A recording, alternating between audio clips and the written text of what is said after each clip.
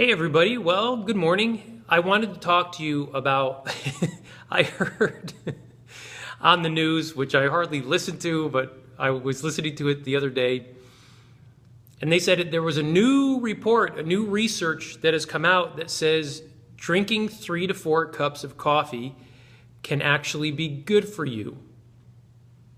So every time I hear something like this, I have to go in and find the report and read. Because I'm going to always tell you that in general, coffee is not good for you.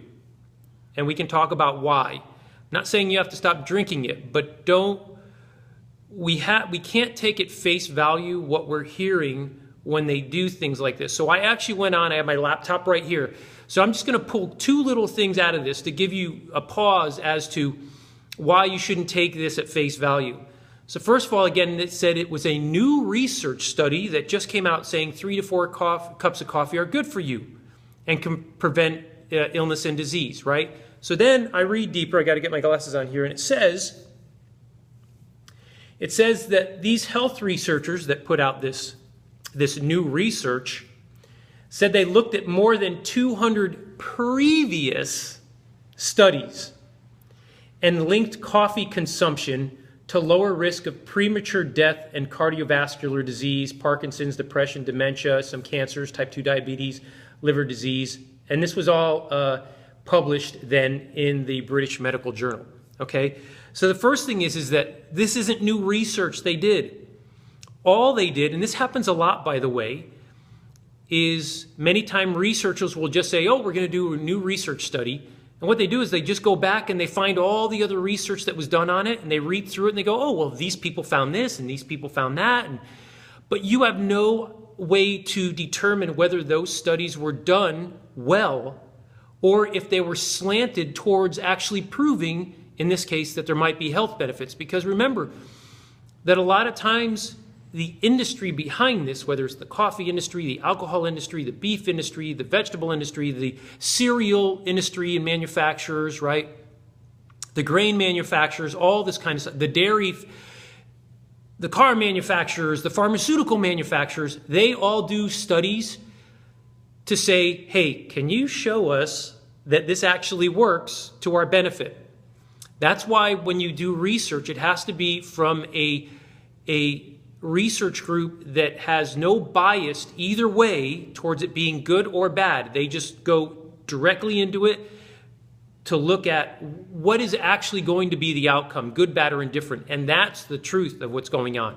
When you get a whole bunch of research programs like that, then you could say, okay, the research shows that there's no bias here. They did it very, very well. Their baselines were really good. They really focused on what was going on. Not, okay, we're doing this for the coffee industry or the prescription medical industry, and this is what we want them to do so that they can sell their stuff, right? So that's the first thing. Then in this article, which they did not talk about when they promoted this in the news, right? Because they just came out in the news and they said, hey, new research says that 3 to 4 cups of coffee can actually be good for you.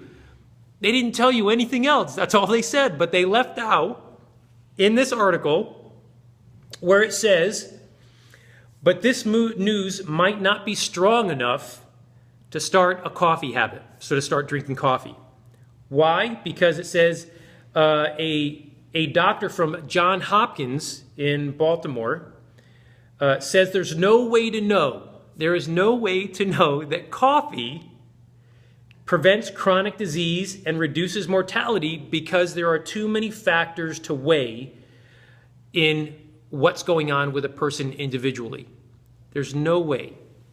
So then he goes on to say that doctors should not recommend drinking coffee to prevent disease, and people should not start drinking coffee to improve their health.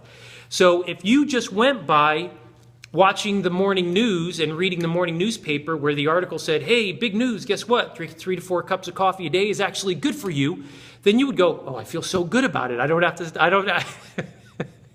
have to give up my Dunkin' Donuts coffee. I don't have to give up my Starbucks coffee or my, Pete's coffee or whatever I'm making at home. Or that's not it. See, you have to go deeper into this. You got to take some responsibility and say, wait a minute, is that true? Let me find out. So just by reading the article online, you go, well, wait a minute, that's not what they're saying then. They're saying, well, it possibly could, but maybe not. And there's a doctor actually saying, no, it's not. Don't do that. Now let's get into this. First of all, they don't tell you what a cup of coffee is. So when I ask my clients, do you drink coffee? And they say, yes. I say, how many cups of coffee do you drink a day? They go, oh, one. And I go, okay, show me. How big is it? And they go, oh, it's this big. Well, that's like 16 ounces. That's not a cup of coffee. That's a cup with coffee in it. That is completely different than what a measured cup of coffee is. A measured cup of coffee, when they do this research, and you can even look at, by the way, if you've ever bought a coffee maker for home and you fill it up with water, they say 6 ounces for every teaspoon, I think, of coffee that you're putting in. So a cup of coffee is actually, when they're talking about that, is 6 ounces. If you want to push it, you could say 8 ounces. But I would stick to 6 ounces. And that, by the way, is when they talk about wine consumption, it's 4 ounces. 4 ounces, nobody drinks 4 ounces of wine. When you say I'm going to have a glass of wine, it's way more than 4 ounces. It's usually like 8, 10, 12 ounces of wine. For some people, that goblet's so big, it's like 12 ounces or more. So you have to actually look at, so this is when we're saying serving sizes, right? Okay, so that's important, first of all. So based on how much coffee you're drinking right now, whether you make it at home or you order it through your drive-through or you go to one of the stores or whatever, one of the coffee houses, you have to say, how many ounces is that? Oh, it's a 12 ounce, because very seldom do you go to anywhere and it says 6 ounces. The smallest size they usually have is 12 ounces. So that's already 2 full servings, because we're saying that serving size per this research is 6 ounces. So you're already having 2 cups of coffee if you're having the smallest coffee available, which is usually 12 ounces. Now, then you have to look at how is the coffee made, because depending on how it's made, depends on how much caffeine is in the coffee. So what I did too, so you know that I'm not just throwing these numbers out, is I went on and I found that what it says here is, just to give you some basic examples, if you go to, well, let's say Starbucks, okay, because they're actually using Starbucks here. Now, I'm not making Starbucks out to be a villain, because they're not, all right? So this could probably be pretty square across the board in general, right? So it says an 8 ounce, so they're using 8 ounces, an 8 ounce brewed coffee from Starbucks contains 180 milligrams of caffeine. 180 milligrams. A single espresso, so that's brewed coffee. That's the stuff they brew.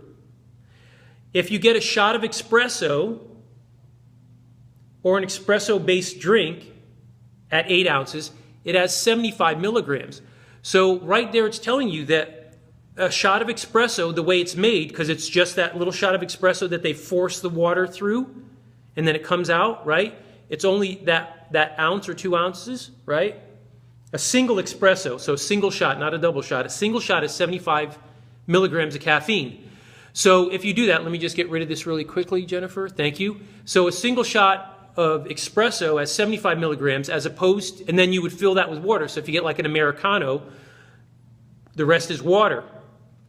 That's fine, right? It says 75 milligrams as opposed to 180 milligrams of the same amount, but all brewed coffee.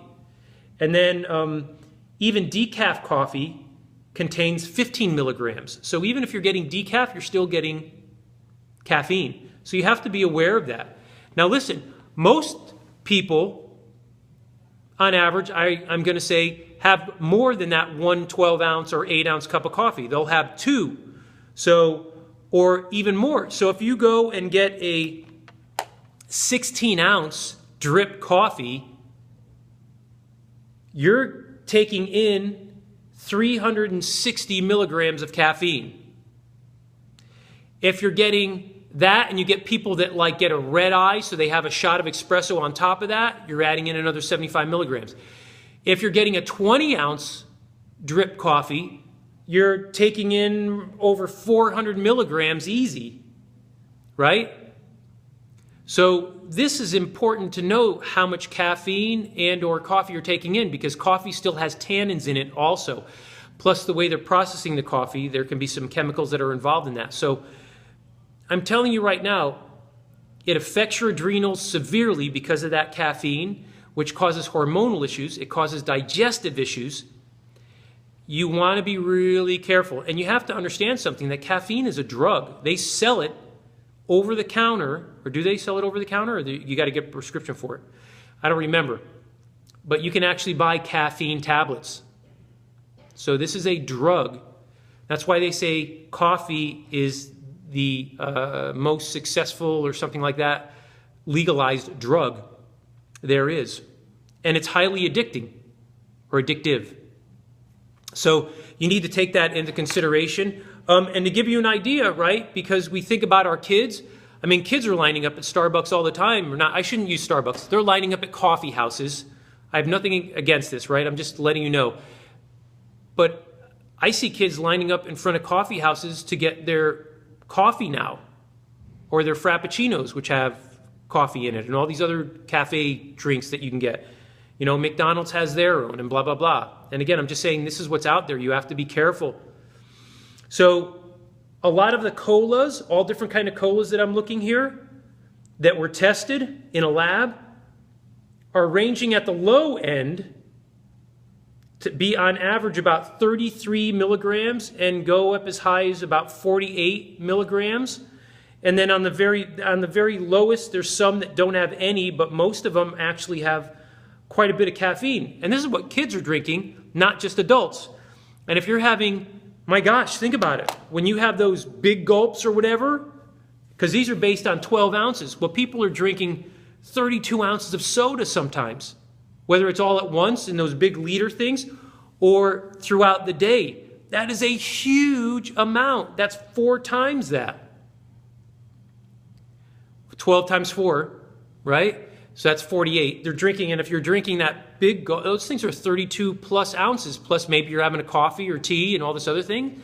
So you can actually really, really hurt yourself health-wise when you're drinking caffeine. You have to be you have to monitor this stuff, guys. Just don't think that, you're okay to go, because you're not. Some people are I'm very sensitive to caffeine, so I can get away with having like a matcha tea, and that's about it. After that, I'm jittery and wiry, and it'll cause digestive issues. My heart starts going like crazy, and I'm not alone. There's many of us like that out there. If you think you're getting away with it, chances are you're not. So I would tell you again, don't just listen to these reports and go, oh, it's good, 3 to 4. If I had 3 to 4 cups of coffee, I would be on the floor probably bouncing around like a jelly or a bouncing bean, because I couldn't control the amount of caffeine, and I'd be in the bathroom constantly. So it's not healthy most of the time for most people. So be very forewarned about this. Your body wants water, good clean water. Herbal tea's okay, a little bit of green tea here and there. Otherwise, but if you're using coffee or stimulants, sodas, etc., to wake you up, you really need to think about the reason you're tired or exhausted isn't because there's a lack of caffeine in your system. It doesn't work that way, right? So don't go to caffeine to solve the issue. The reason you're tired is because your body is exhausted for whatever reason, not just not getting enough sleep. Maybe because you're overstimulated and your adrenals are blown out and fatigued or exhausted. Maybe because you're eating poor quality foods and that's exhausting your body. Maybe because you have toxic overload and that's exhausting your body. There's so many reasons for your body. Maybe you're dehydrated and your body's exhausted. So don't be running to caffeine and sweets and sugars to give you energy, because that's the last thing you want to do. You're only masking something for a short period of time, and then it gets worse and worse. So I went way over what I wanted to do. This was only supposed to be a short video, but that's critical for you guys to know. I love you. Focus on what you got to be doing to make yourself really healthy. Back off your coffee consumption. And remember, if you do that, your guts will love you. And remember, I love your guts. Take care, guys.